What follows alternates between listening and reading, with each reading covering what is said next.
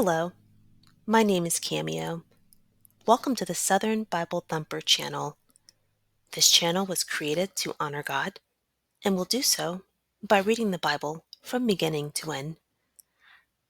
We're going to start with Genesis chapter 1. I'll be reading from the King James Version.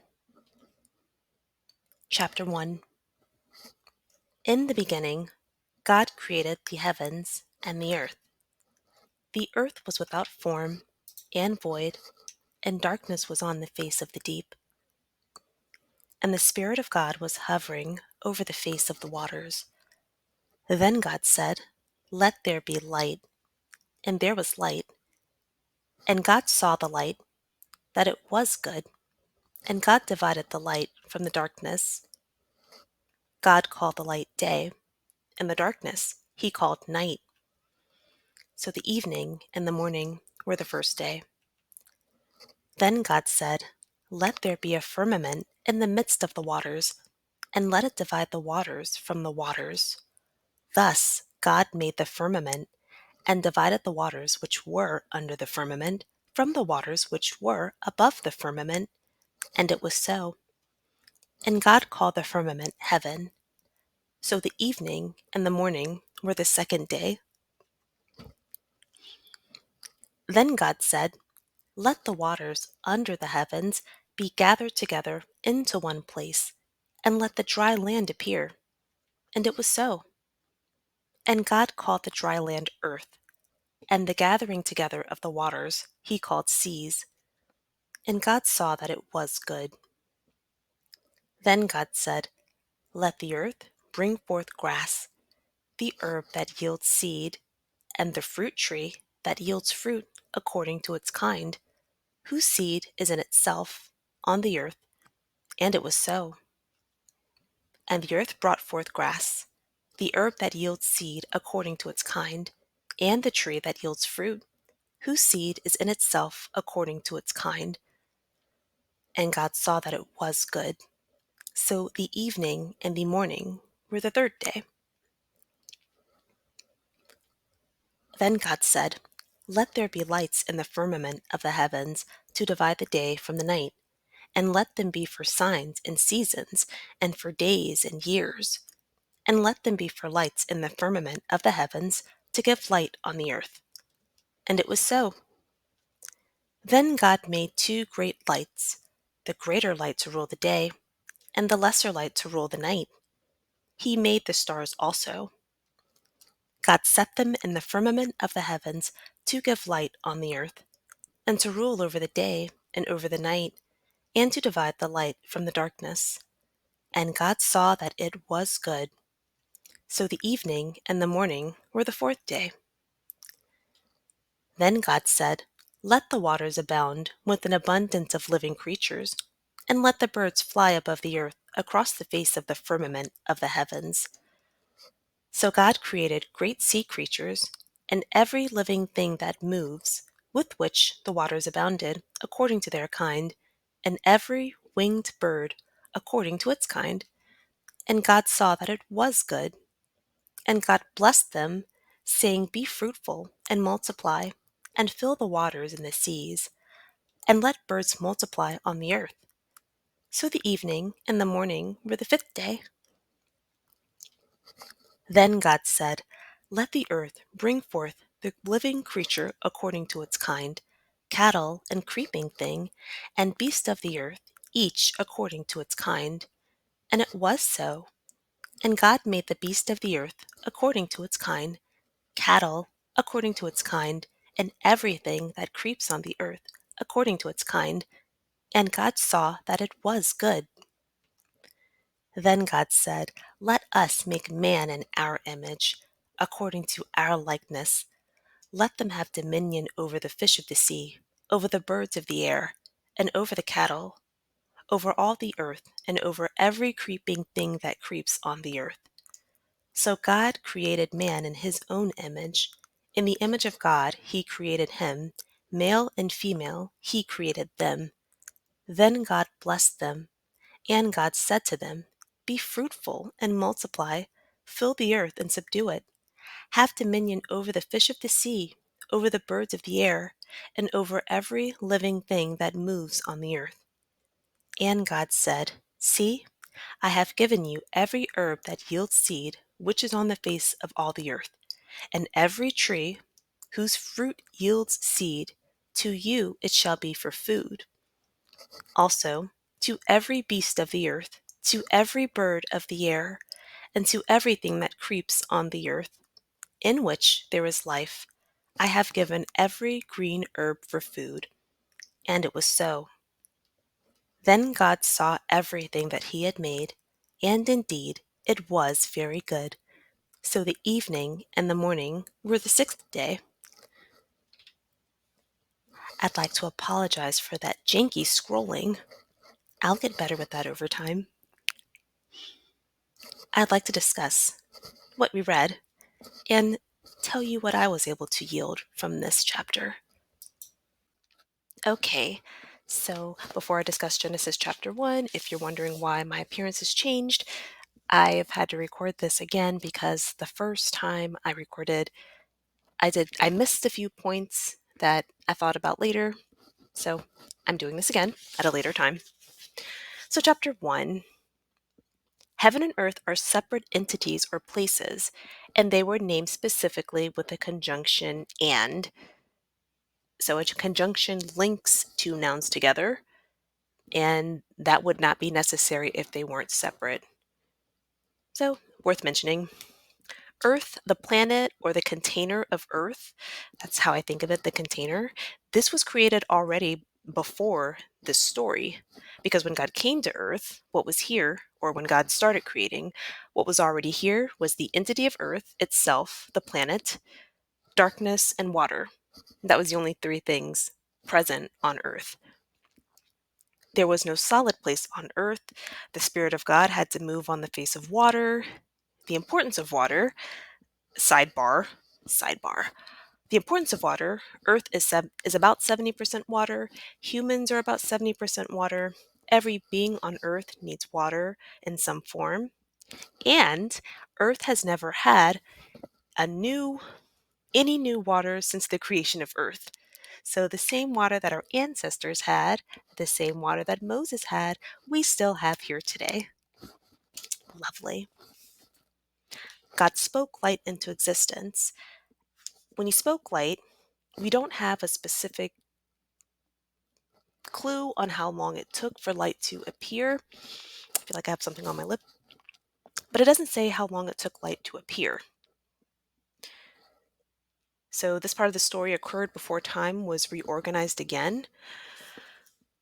And we don't know if God had to say, let there be light before light presented itself or before light was manifested. Light was created. God stopped and observed what he created. He determined it was good, and then he continued with his creation. God organized light and darkness. Instead of banishing darkness, he found a way to organize it and use what was here to further his creation.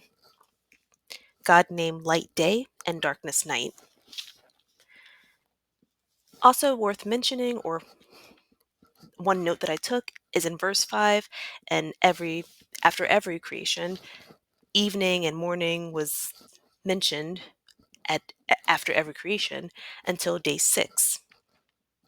So if it's repeated every time after each creation, it may be worth mentioning or worth paying attention to. So time itself was created in verse 14. That was on day 4, but even after that day, it's evening and morning were day 4, evening and morning were day 5, and so on until day 6. Well, until day 6. Verse 6, God spoke the firmament or foundation into existence. And to get that term foundation, I looked it up in the dictionary m-w.com. Merriam-Webster has been my favorite dictionary and thesaurus resource for years. So that's what I looked at. Foundation made the most sense.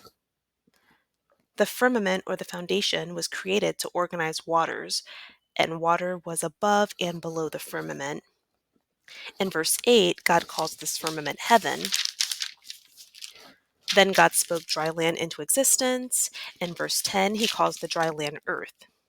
God organized water under heaven into seas.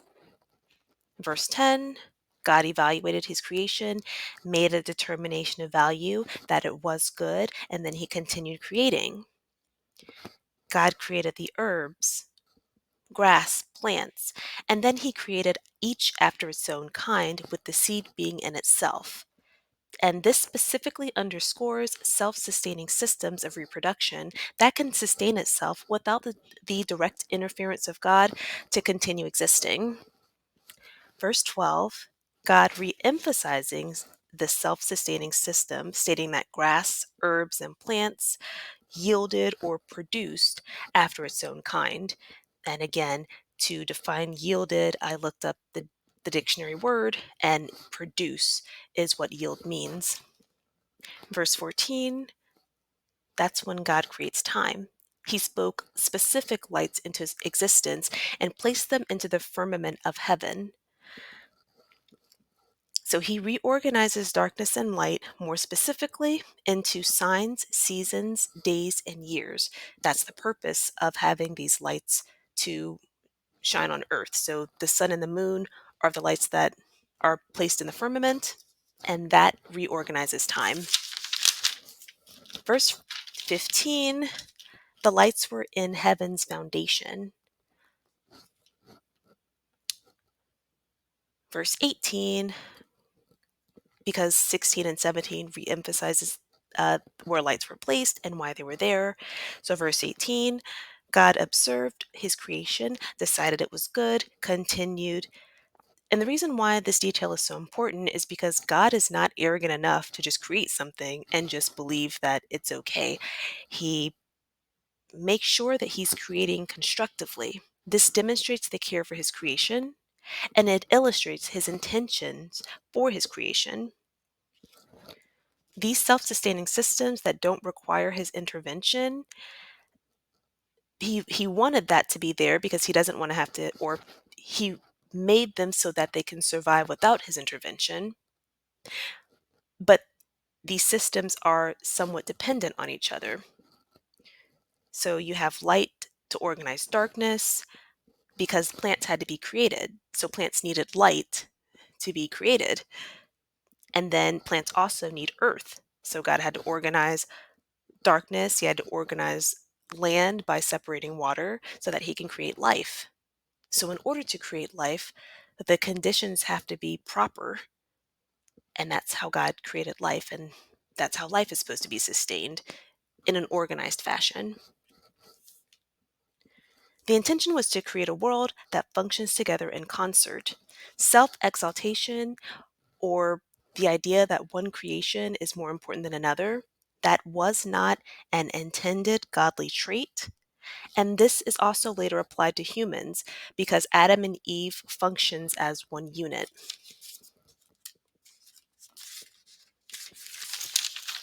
God spoke marine life and fowl, or birds, into existence. He commanded that fowl or birds are to fly in the open firmament of heaven. So this is referring to the sky, the open firmament. In verse 14, the firmament of heaven, where the lights are placed, that's the foundation, or maybe the bottom of heaven. And this in the sky, the sky is the open part that we can see and that we have access to somewhat. But the sun and the moon are in the foundation of heaven itself. God created great whales, and again, that self-sustaining reproduction for marine and whale life, each after its kind. He blessed them, commanded them to be fruitful and multiply. And then God spoke cattle from the earth, and also other earthly creatures, also gave that ability for self-sustaining reproduction.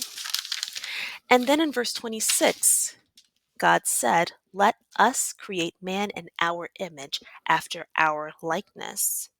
I had a question about this because I'm unclear why these pronouns indicating more than one person would be used when in verse 27 it says, "So God created man in his own image." So I need more clarity from God to make sense of that because I'm not sure if this is an issue with translation, if this is an issue with a bias that I have. I wonder if this hints at God's identity as a trinity or a multiple identity. But in verse 27, it does say God created man in his own image. Then it talks about male and female. It says male and female created he them. So female is a biblical term. And that's the first term that is given to humans with an XX chromosome. Female. It's the biblical term. So there's only two categories God intended humans to fit into. Verse 26, is the first time that God gives man dominion over earthly creation in detail, but I skipped over that because I could not illustrate the point about the multiple pronouns without mentioning the singular pronoun used in the next verse in verse 27. But what man has dominion over is also repeated again in verse 28. So God blessed male and female, commanded them to be fruitful, multiply, replenish the earth, subdue it, and then God lists the creatures that man has dominion over specifically in the order that they were created. So specifically, God gave dominion over the fish of the sea, the fowl of the air, and all other creatures on earth.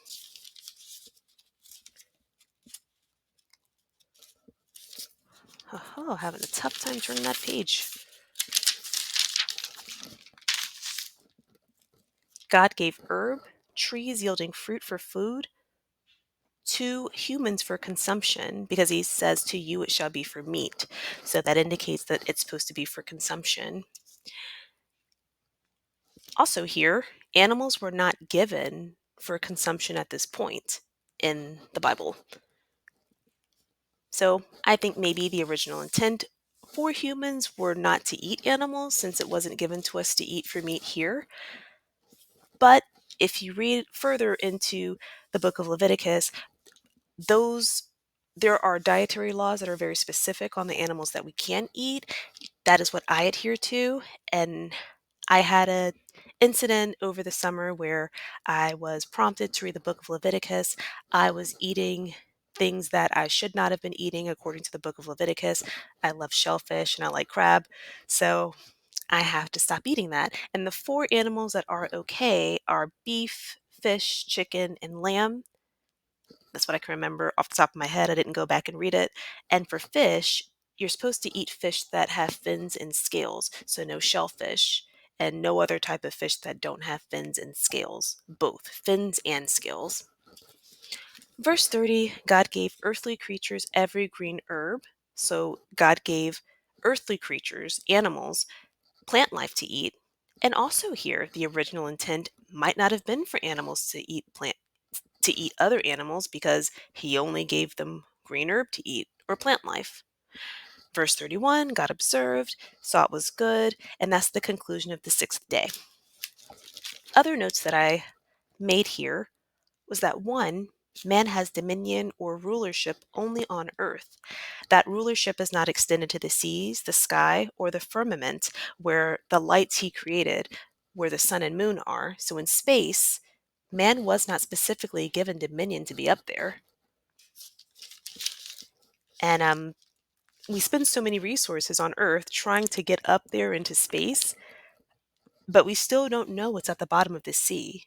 We'd rather go up into space than to go down in the sea and really explore down there. In verse 2, darkness was on the face of the deep. And still to this day, the further down you go, the darker it is, the weirder it gets. Another point, God spoke each creation into existence. He spoke and then he created for each thing. God gave herb and plant life for land and sky-dwelling creatures. But he created marine life and he did not dictate specifically what their diets were supposed to be at all. Also, God did not add light to the water. He did not give a light structure for the sea the same way he did for earth. He left the darkness down there, and to this day our waters are largely unexplored. If you watch some documentaries on the sea, it is highly terrifying the further down you go. It's mysterious. I mean, there's volcanic activity down there, underwater lakes, additional bodies of water that are there because they have high salt. Animals are stranger as you go down there, they're more savage. Practices are strange. And so, I just reemphasized in the note here that we spend more time and effort trying to leave Earth than trying to go down into the sea, where God did not regulate as much as he did on Earth and in the sky. That is what I got from reading chapter 1, and I look forward to going into chapter 2.